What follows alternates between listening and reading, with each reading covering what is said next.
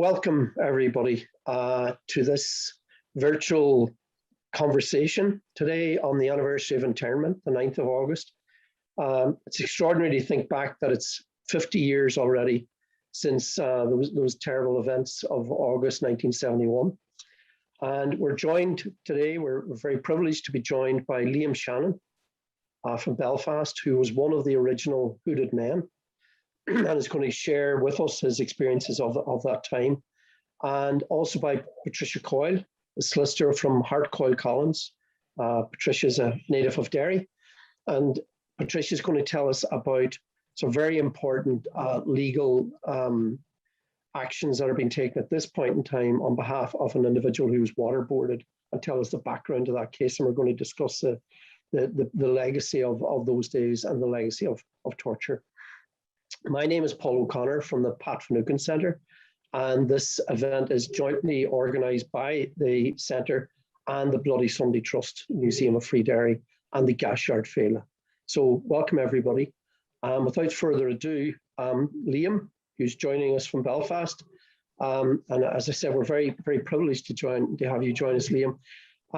Maybe you could take the viewer back to that time, to what happened in those days. You, of course, weren't actually arrested in August 71, you were arrested in October, but you eventually became one of the hooded men. What was it that happened? You were at home, presumably. No, I actually wasn't at home, Paul. And first of all, I'd like to thank you for giving me the opportunity to explain what happened to the hooded men. I'm very grateful for that. I wasn't at home because, like a lot of other people in Belfast who were active Republicans at the time, we got a whisper that something might be done down, and a lot of us were staying out of our own homes and staying out of our own beds. So the first I knew of internment was the 9th of August, was the rattling of bin lids and the general upheaval that went on. I went down to my own area where I come from. The Brits had been there looking for me, and they weren't, when they didn't get me, they went across the road and arrested my father. So they did. Subsequently kept him interned in Long-Cage for 6 months. So that shows you what we're doing. What age was he at the time, Liam? He would have been in his 50s. Yeah. He would. He'd been in his an active Republican all his life, but doing nothing. And, you know, just an old man. Well, an old man to us at that stage, you know. Belfast then was an absolute turmoil. Things were happening. There were shootings, there were bombings. Everything was just went mad, and that there's no other way to describe it. As you said, I was arrested then on the 9th of October. I was out for the evening with my wife. I was coming home. I knew it was on a run, basically. I knew they were looking for me. And a Land Rover came up the street, and I thought, oh shit, there's going to be problems here. And they jumped out and grabbed me. And I tried to play it as cool as I could. And what's wrong? I had another ID on me, and I gave them that, but they knew who they were looking for, and they knew. So again, I played it cool, and the soldier said to me, "Right into the Land Rover, we're taking you down to Springfield Road Barracks to confirm your ID." And I said, "Right, fine." So stupidly enough, the Brit got in front of me, and I had him a big push into the Land Rover and ran.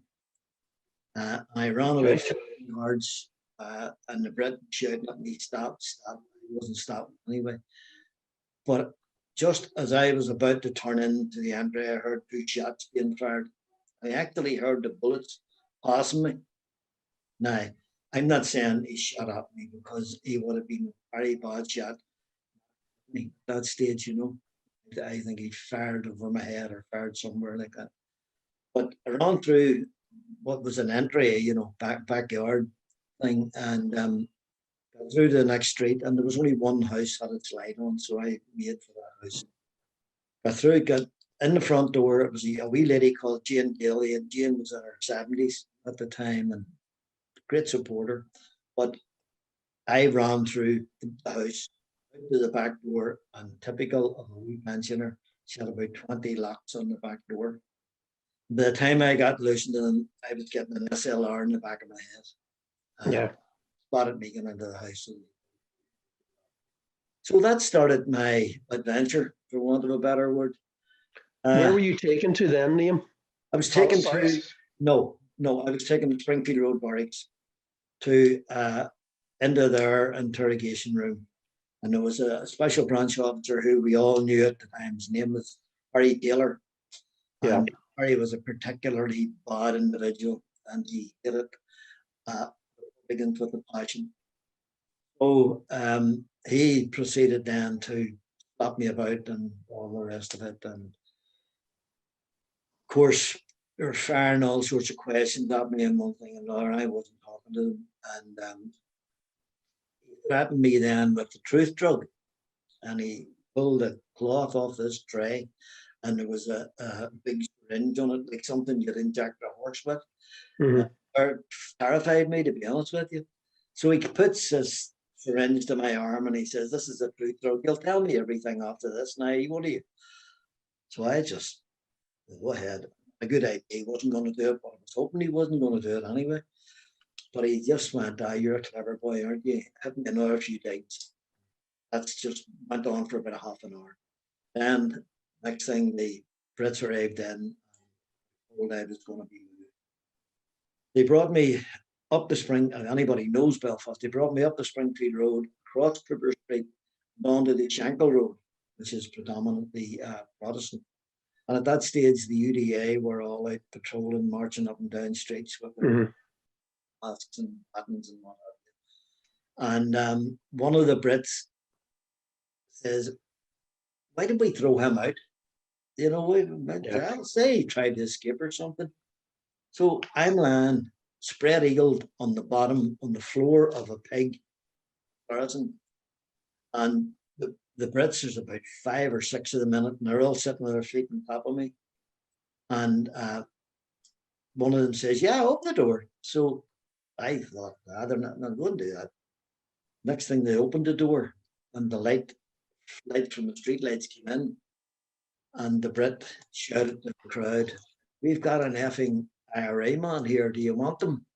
And they were growling like Alsatian dogs. And they wouldn't throw me out. But I got a few bangs across the back of my legs with battens from the UDA.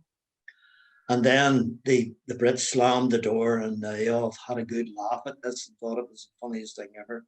And off it went. So I was then taken from there to Girdwood Park Barracks, just behind Crumlin Road Jail on the Antrim Road. And they battered me out of the SARS and into the Girdwood and threw me against the wall. And it was just pure brutality, basically. Yeah. And then the next thing they decided, "Oh no, you're in the wrong place. What did you bring him here for? He shouldn't be here. He's going to Palace." So I got battered back into the Saracen and taken to Palace Barracks. So that's how I arrived there. Okay. Sorry, Paul.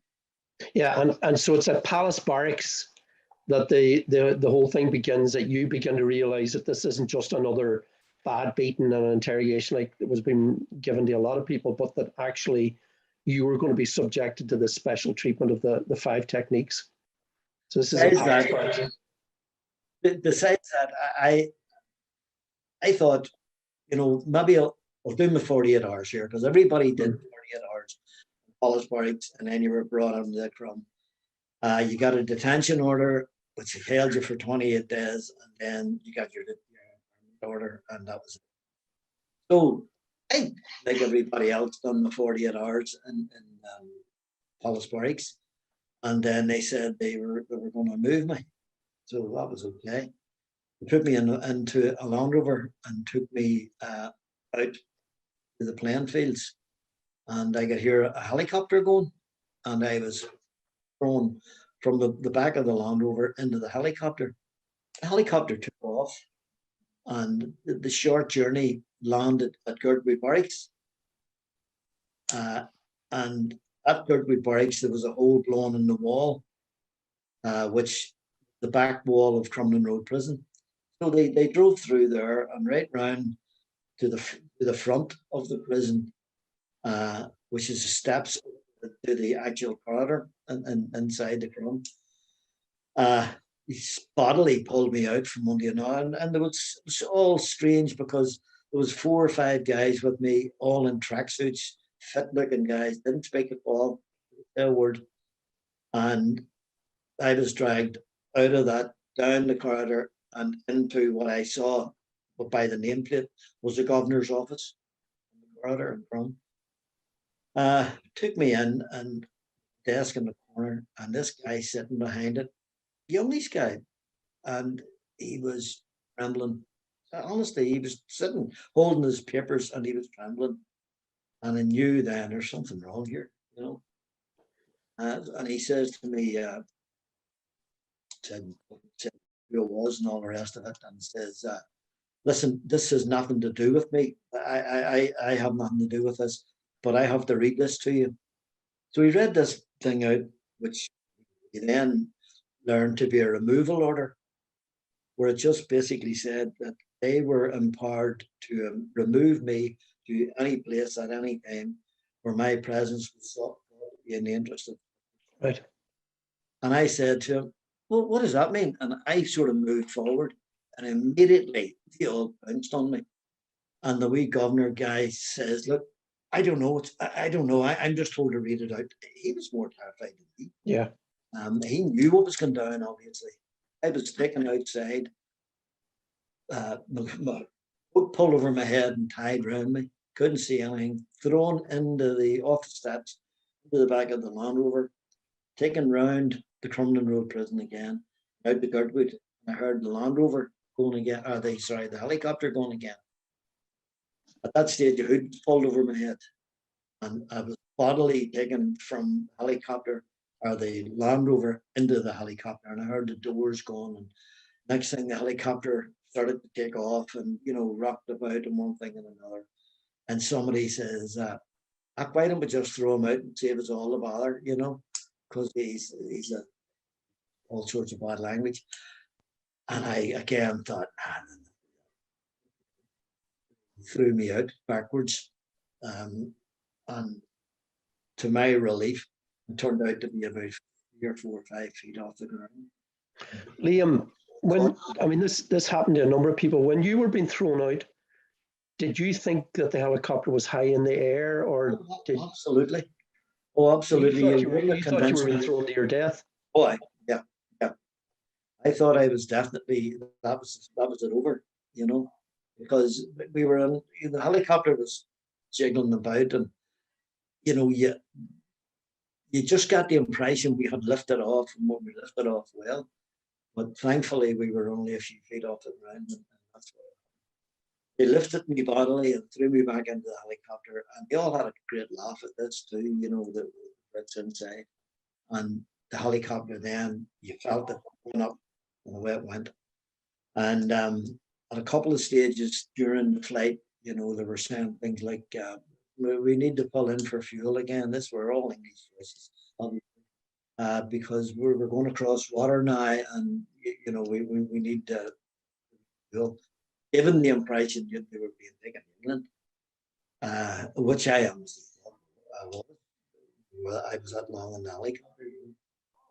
So that began the start of it. And if you want me to take you on to what happened with the hooting, I can.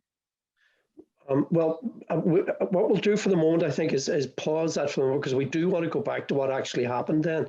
But just one question: you didn't actually know where you were, Liam, at this stage. Absolutely. And for many years later, you didn't know where that occurred. I only learned about 8 or 9 years ago. Yeah. And it was a journalist called Cobain who asked to interview me one time, and during the interview, I had said, well, we were in Paul's Barracks, and he said, no, you weren't. Yeah. And I says, well, that's where we were tortured. No, you weren't. No. You were in Ballykelly. Yeah, that's right. And that was confirmed by the documents that we found in Kew then, that had happened at Ballykelly. Um, most people are familiar that, or a lot of people are familiar that there were these 5 techniques that they've been used elsewhere. They've been used in Kenya and Cyprus and Malaya and Oman and British Guyana and other countries.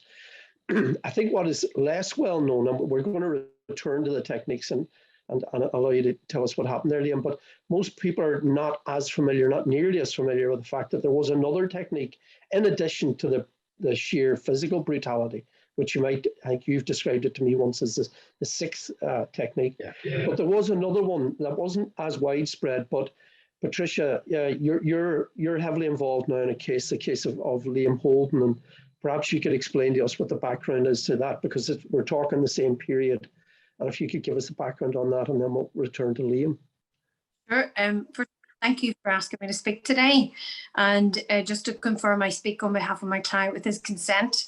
And any of the information I'm going to talk about is currently available in the public domain.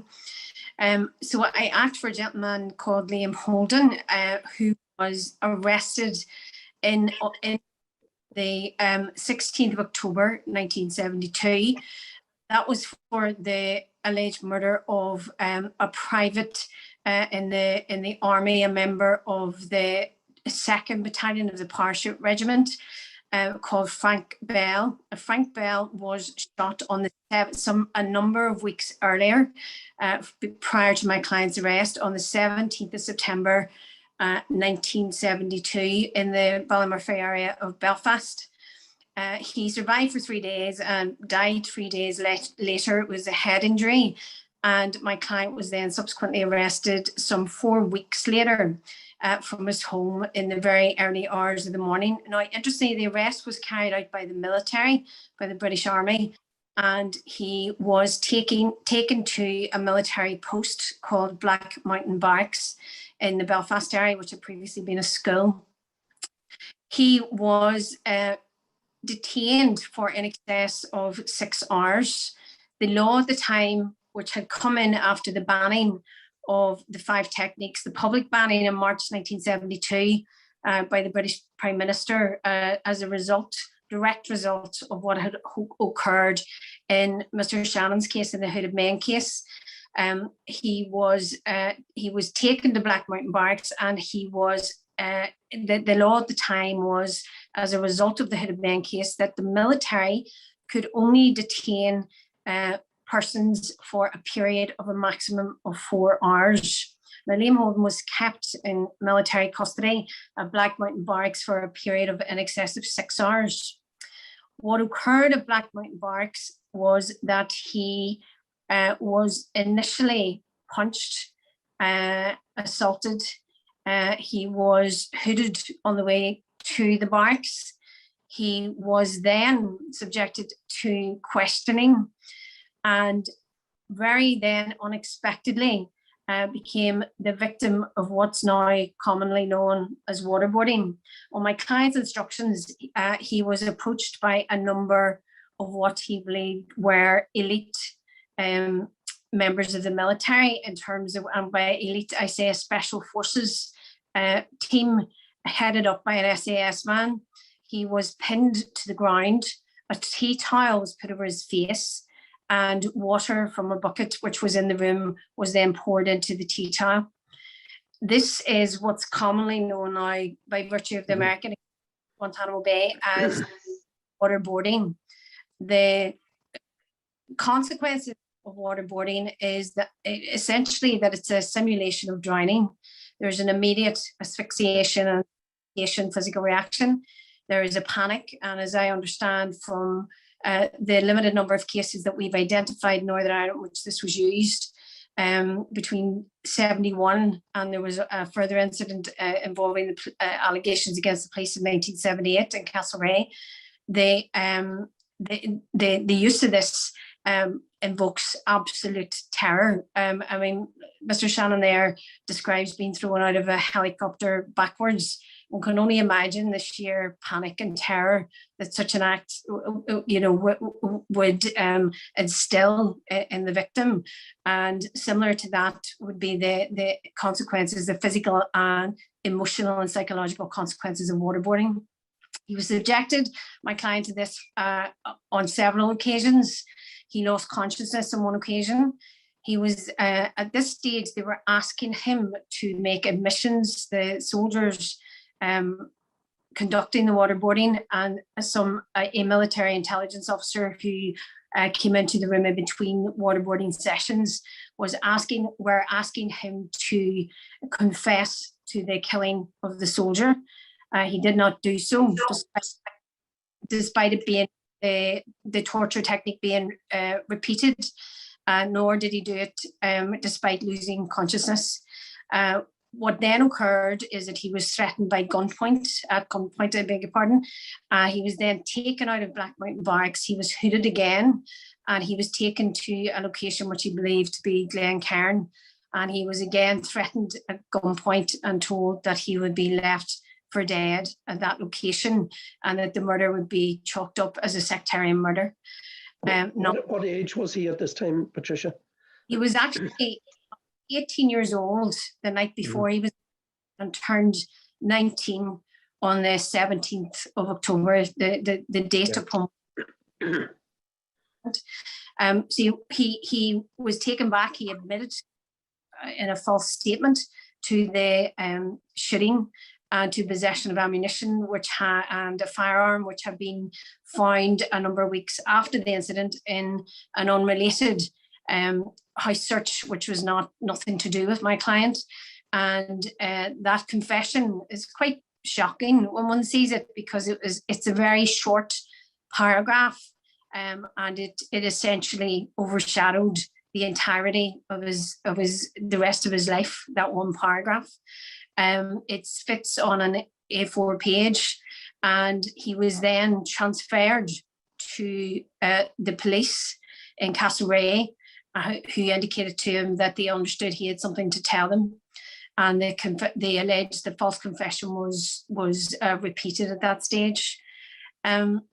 In preparation for today, and I hope I don't cut across Mr. Shannon, but I had a look again at the terminology used in the Article 3, the absolute prohibition on torture in the European Convention.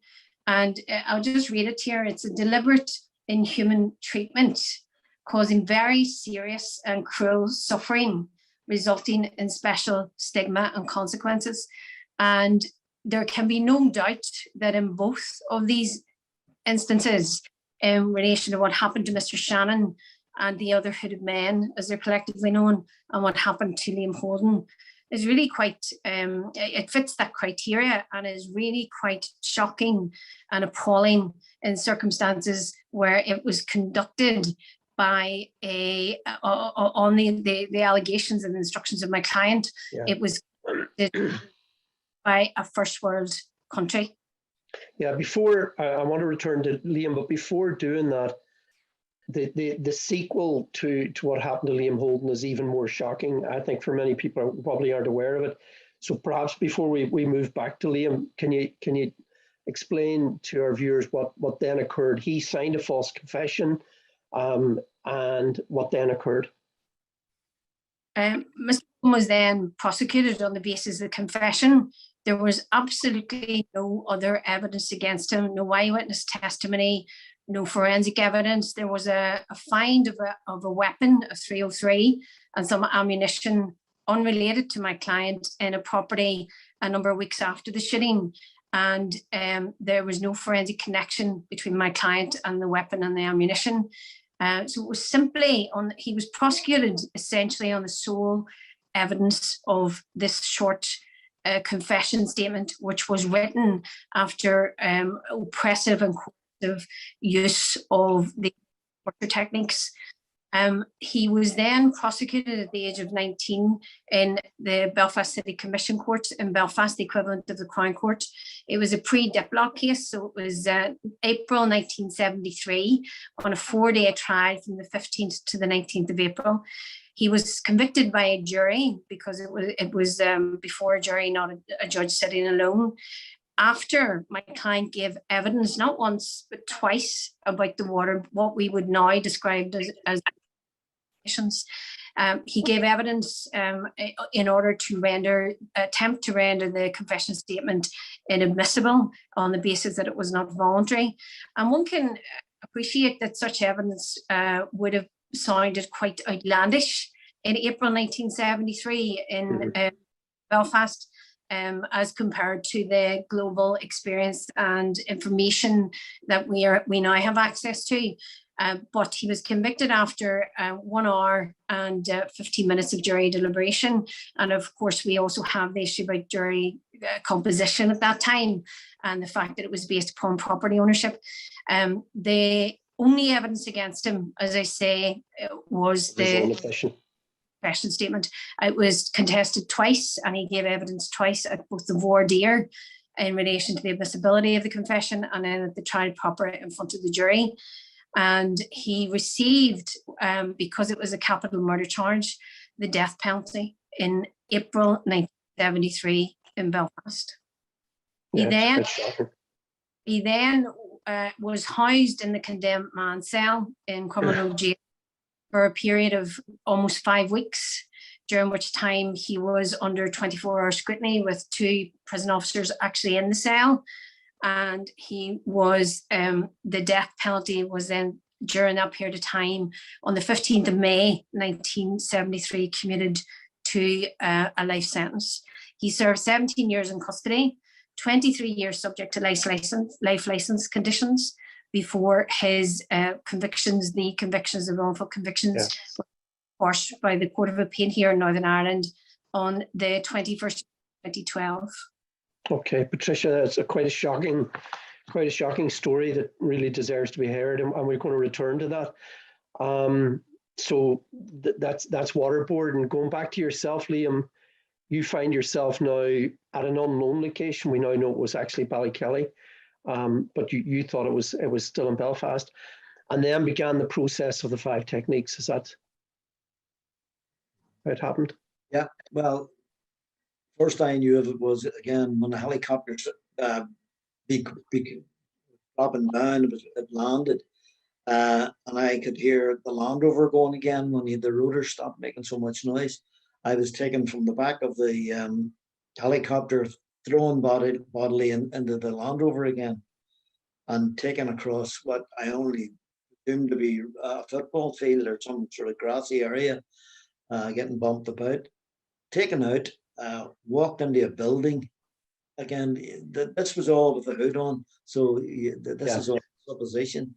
And walking in over a tile floor into a room where there was this guy. That first of all, when I went into the room, the hood was whipped off, and there was this guy standing with a white coat, stethoscope around his neck, giving all the impressions of being a doctor or a medic of some description.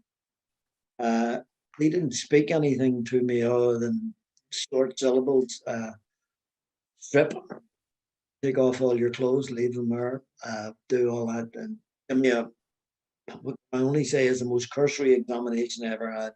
It all lasted about half a minute, and that was it. He then gave a nod to the door. This guy came in, pulled the hood back over my head, gave me this massive overall, thing to pull on. I think it was 1 button in it or something. It was horrible.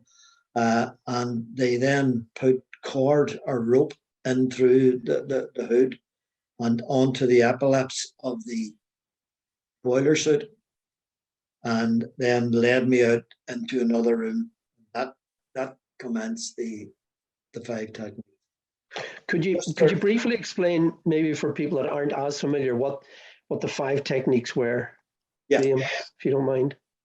Well, as I said, the 5 techniques were hooding. That was a permanent hood over your head. The only time the hood was removed was during interrogations. At all other times, the hood was kept on. Even whenever they were giving you the bread and water, which is all you got. You got a plastic cup, half full of water, and you got a round of dry bread. Now, I don't know how many. I think I got it twice. I don't know over the 7, but that was the height of what what you got. You didn't care about the bread, but you needed the Mhm. water because of the heat The that hood. built up inside the hood. So they led me into a room, put me against the wall.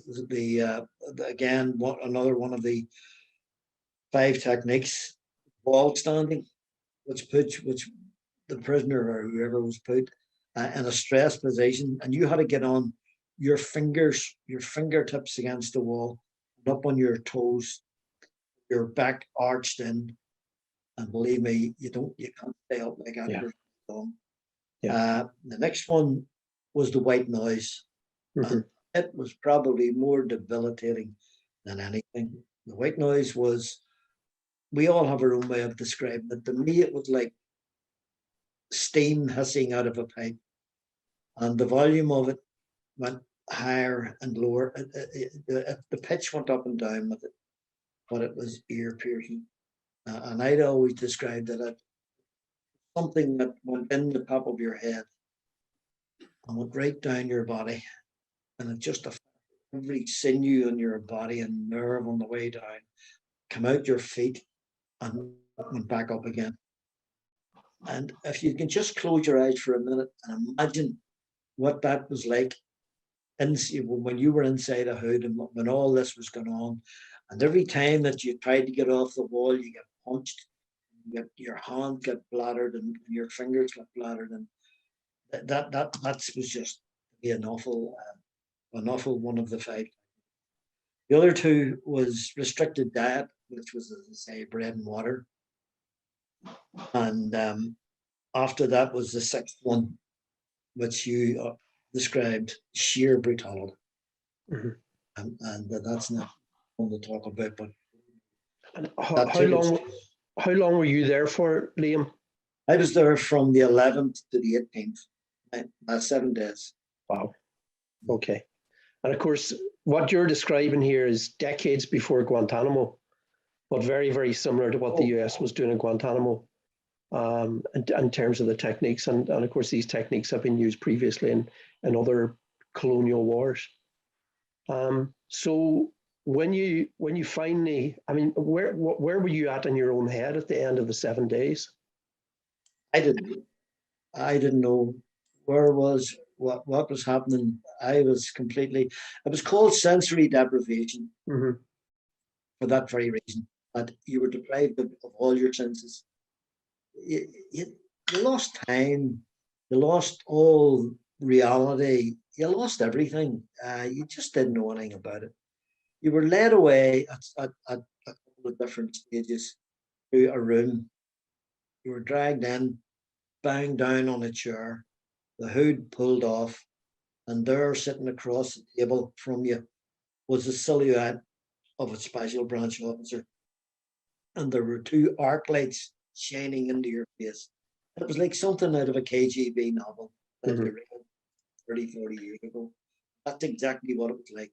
And all they did was spit out all this filth about your family and about everything else. And they wanted to know where the guns were. They wanted to know who was in the area. They wanted to know all of that. And when they didn't get the answers that they had hoped for, the hood was banged on again. Away you went back to your room, and the noise was turned up. That's just basically what happened. And the interrogations were carried out by Special Branch, by RUC Special Branch. And there were Northern Irish Special Branch. Yeah. From the papers that we have seen, the military were keen that Special Branch take the blame for that. They didn't want to do it. They wanted Special Branch to be in the firing line for that at the time. That was very deliberate early policy of ulsterization of torture. Think about an important part when you're on that, Paul. An important fact on that was that the Special Branch and the RUC insisted that if anything came of that, they would never be prosecuted. And when we have documentary evidence of that, they knew, because they were brought in April to Ballykelly to set that up, set that torture centre up, and have the training. So they knew, because of their training, that they were going to torture people. And they said, "Well, we're not going to take a blame for this. we want immunity from any prosecution that might come of this. And they were granted that. They weren't granted it by the RUC or the British Army. They were granted it from Westminster. Yeah, absolutely. The papers demonstrate that. We'll come back to that, Liam. Patricia, so we have a situation where someone is waterboarded and sentenced to death, and that's then commuted. Now, you're aware that we found other papers of other instances of waterboarding. One of them is the minutes of a meeting between the then Taoiseach Jack Lynch and the British Prime Minister, at which Jack Lynch describes an incident of waterboarding of a 17-year-old at the same facility, the same primary school that had been taken over by the British Army in Blacks Road. So there was awareness of this at a very senior level, but they didn't use the verb waterboarding. But the description is exactly that, of waterboarding. So, it's fairly horrific to think that happened. It didn't happen just to Liam Holden, it happened to other people. And in fact, one of the people that we eventually found and identified knew Liam, and he was waterboarded at the same primary school. And when he realized that just weeks earlier, a friend of his had actually confessed to a crime he didn't commit and been sentenced to death, it sent really a shiver through him many, many years later. But here we are 50 years on. Where are we in terms of any legal response to, we'll go back to the hooded men, but at this moment in time, in terms of the waterboarding cases, and of course, the documents, the declassified documents show that we weren't just talking about the 5 techniques and the waterboarding, but also, as has come out, electric shock treatment and the sexual assaults on prisoners that were carried out. And just last week, there was an article from Susan McKay where she interviews someone here from Derry who talks about being anally raped with objects. And this happened to a number of people, and we think that probably the number was more than we were led to believe, but that many people were maybe too embarrassed to talk about it, was too sensitive. So where are we now? It's 50 years on. Is it just history at this point in time, or you talked about the European Convention and the prohibition on torture? Okay, there's 3 things I'd like to say. Just Paul, first of all, thanks to the Centre and the great assistance that the Centre has provided us with in relation to the issue of waterboarding, because to yourself and Sarah Duddy and Alan Bracknell, that your research unearthed at least 2 to 3 other cases which were in proximity in time, and at least one in place. And that is one of the cases you just referred to, where we have not just an isolated incident in relation to my client, Mr. Holden, but we also have now at least 2 to 3 other confirmed cases within that period 71 to 72, and in particular post-July 72, which show that there was a very limited pattern, if I can call it that, of waterboarding incidents. And I should say that, of course, the advantage to the waterboarding technique when it was used was that it did not come with the same adverse physical consequences as Shannon endured with the 5 techniques, such as significant weight loss in a very short period of time, using physical evidence of brutality, disorientation, and the long-term psychological consequences endured by the hooded men. Waterboarding was swift, if I can put it that way. It did not require extensive equipment, and it left no physical injury. And can actually, Guantanamo Bay experience shows that it can cause some enduring physical injury if repeated to the degree to which it was used in States. But in terms of being used several times within a 6-hour period, it would not have resulted in physical evidence of injury. And our working hypothesis present in terms of Mr. Holden's civil action is that post the banning of the 5 techniques, in particular, some documentation covers indicates that there may have been special orders, if I can put it like that, for the use of this technique because of the degree to which alleged intelligence information was drying up for the military.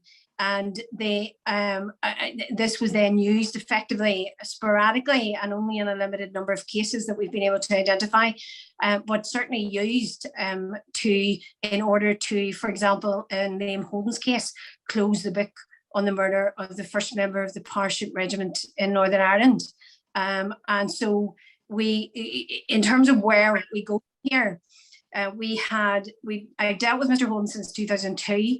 We first applied to have his convictions reviewed by the Criminal Cases Review Commission. They were referred back to our Court of Appeal in 2009 on the basis of new evidence which the Commission uncovered. In June 2012, all of those convictions were quashed, and he was effectively acquitted of the offences. He then applied for miscarriage of justice payment under the miscarriage of justice scheme, which is operated by the Department of Justice in Northern Ireland, and that application was successful, but it did not address the two issues, critical issues of dealing with the waterboarding allegations and the public misconduct allegations. So we now have a live civil action, a claim, which involves in particular those two aspects of what happened to Mr. Holden.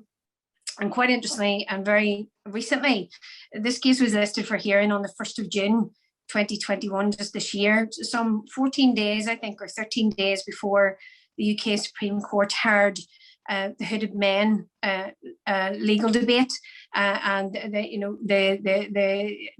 understand that the decision is reserved at the minute in relation to the case, to Mr. Shannon's case.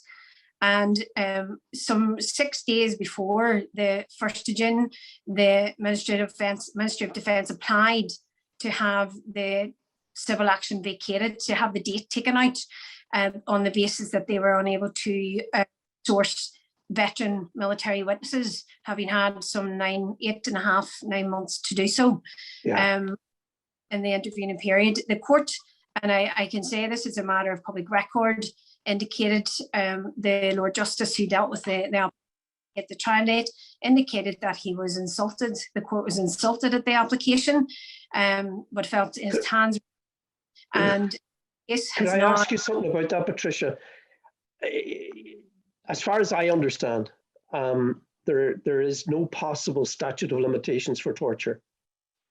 There are no circumstances under which a state or a government can use torture, ever.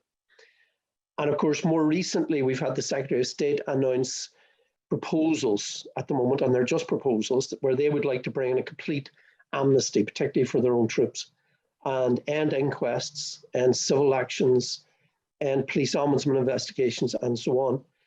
And we are wondering ourselves whether different aspects of government, including the Ministry of Defence, were aware that this is coming down the pipeline, or at least the proposals are, and for that reason are trying to delay any actions that might have a court in Belfast or London discussing something that would be extremely embarrassing, which is that the Parachute Regiment were waterboarding people. Do you think that the proposed plans that are there right now from London could possibly ever be used to close down the various civil actions and investigations regarding torture, given that there is no statute of limitations? Well, first of all, you're entirely correct. There's no statute of limitations on torture. It's a non-derogable right under the convention, which means that even in an emergency law situation, a government is not permitted to diverge from it. To the extent that even British Army manuals prohibit torture. It's in the Convention, it's in breach of the European Convention of Human Rights, it's in breach of a number of international covenants and conventions. In Mr. Holden's case, I was finishing by saying the court has fixed the civil trial for January 2022, and we now have a situation where this government, with a significant majority in Westminster, has come along with very light on detail command paper suggesting that they are going to shut down every avenue, of due process that's available for clients who either wish to attempt to get to the truth of what happened insofar as they can, using the court mechanisms as a disclosure vehicles. But also, and let's not forget this point either, attempting to obtain redress, compensatory redress for what happened to them, even if it's absolutely. later. But of course, any proposed legislation that they may want to bring in, couldn't come onto the statute books until next April. And as you've outlined, this case is scheduled to begin in January. I'm intrigued as to whether or not they can actually intervene on the cases of torture. And Liam, you were in front of the Supreme Court very recently as well. We haven't got much time left, but perhaps you could just briefly outline what the main issue is there for the viewers of at the Supreme Court in London. The worrying thing about this, Paul, is simply that you're right, there's no statute of limitations on torture. But the British government are still very reluctant to allow anybody to say that they committed torture. And that's what our case was all about. We got the shock of our lives, not the shock of our lives, but it was great. It was a great feeling in Belfast High Court, not once, but 3 times over this past 2 years, when a High Court judge admitted that had what happened then to us happened today, it undoubtedly would be torture. Of course, the PSNI appealed it. It went in front then of 3 High Court judges, including the Lord Chief Justice, Declan Morgan, and they held in a majority verdict that certainly if it happened today, there's no doubt about it, it would be torture. And for you, Liam, personally speaking, and for your family and for the other men, that must have been an incredible moment to hear some kind of truth coming from the bench, which not many of us have been used to over the years, and to hear senior judges saying this was undoubtedly torture. It must have been, how did you feel? It was unbelievable, Paul. We couldn't believe it. We could only have hoped for that sort of verdict all these years. Yeah. And they're of all people, the Lord Chief Justice of Belfast, bring that up and calling it torture. And the case that's now before the Supreme Court in London is essentially around the issue of whether or not there should be an investigation into that now, and who should lead that investigation. Is that correct? Right. Yeah. It's also whether or not we were tortured, believe it or not, because the PSNI appealed it. They appealed it on the grounds of that the PSNI were the force that should investigate it, and they appealed it on the grounds that, well, was it torture or was it not torture? So it's still all up in the air even at this stage. The worst about it is that the Supreme Court reserved their judgment, so we're in limbo at the minute until they decide to give us the judgment of the court. Okay. There's so much time has been wasted here.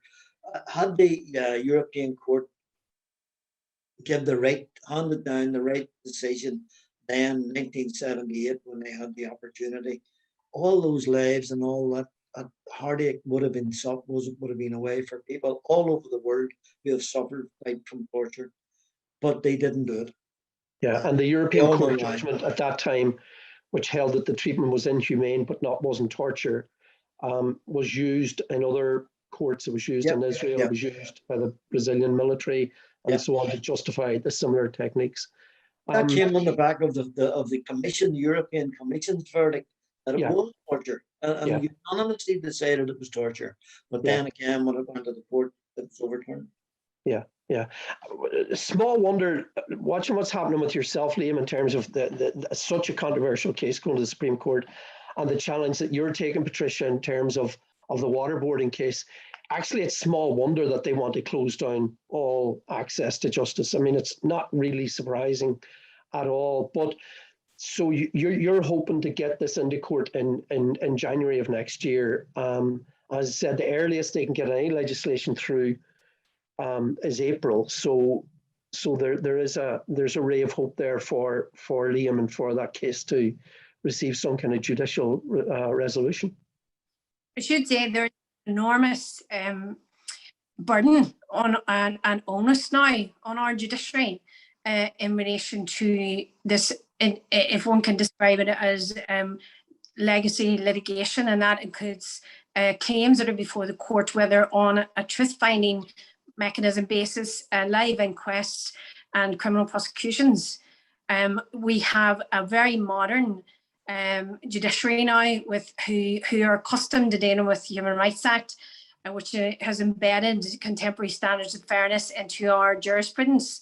So we have a very different, situation than what we had 50 years ago. And I do think there is an element here of desperation about the command paper proposals. You have 3 very short paragraphs about attempting to close down inquests and claims with absolutely no detail as to how they might pull the rug from under the legal jurisdiction of the courts. And you must never forget fundamental. The first thing a young lawyer learns in law school is the separation of powers doctrine, that the job of the judiciary is to ensure that the executive behaves itself and adheres to the rule of law. And so this is a very, very fundamental and critical time that we're dealing with here in terms of how this plays out, how our very independent judiciary, who I think have the government running scared, how they deal to a degree, how they deal with this issue, and the onus that's on them to ensure that what happens here now does not neglect the victims. Yeah. I doubt whether that message has ever got through to Brandon Lewis or ever could get through to him or Boris Johnson, but that's another matter. That's not who we're appealing to. It's actually trying to use domestic and international law and doing it through the courts.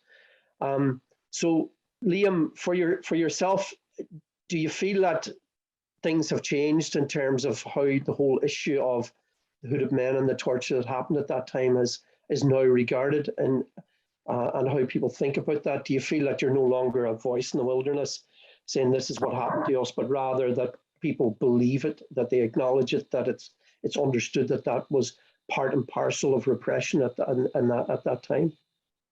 Isn't it sad that it has taken 50 years, that we're sitting here tonight talking about something 50 years? I was 22 when it happened. I'm an old man now.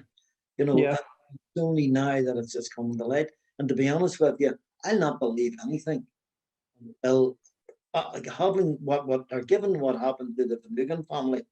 I just wouldn't have any faith in the British establishment. Yeah, I suppose on a positive note, they did the exact same and worse elsewhere. I think I've mentioned to you before, one of the main interrogators that was brought into Ballykelly to oversee things, we also discovered his name and his involvement in an interrogation centre in Yemen some 3-4 years before things erupted here. And that was a notorious interrogation centre being used by the British, where people didn't come out alive. And it was so bad that there was some British Army regiments wouldn't even deliver prisoners to it because of the state of them if they came out of it.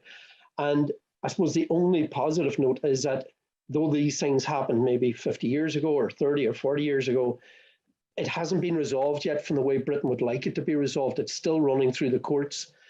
There's still people like Patricia pursuing this, and they're not yet off the hook on it, whereas they did the same in Yemen, Kenya, Malaya, Cyprus, and there was no comeback. There was nothing happened at all.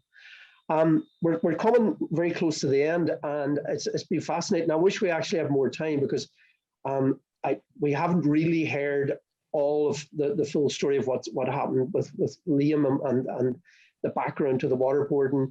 I'd love us to hear more from Liam and from the other men. I think we need to be hearing those voices.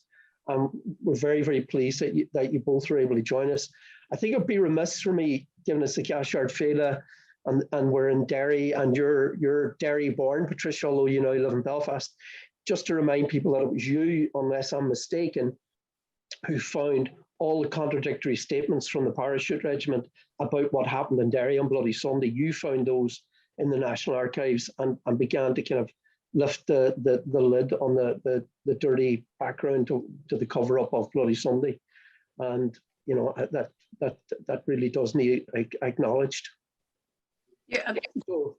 And if you thank you, say I was working with or for Peter Madden at the time of Madden, and he was enormously supportive of my obsession in relation to attempting to assist the families in some way. And obviously, ultimately, and to this day, the good offices of Madden Finucane continue to assist the bloody families and those who were wounded. Yeah. So, Liam, many thanks for joining us, and you know, I hope this hasn't been difficult to recall some of those events. I was going to ask you what was your darkest moment during that week, but I think all of us understand very clearly that the whole week was a dark moment.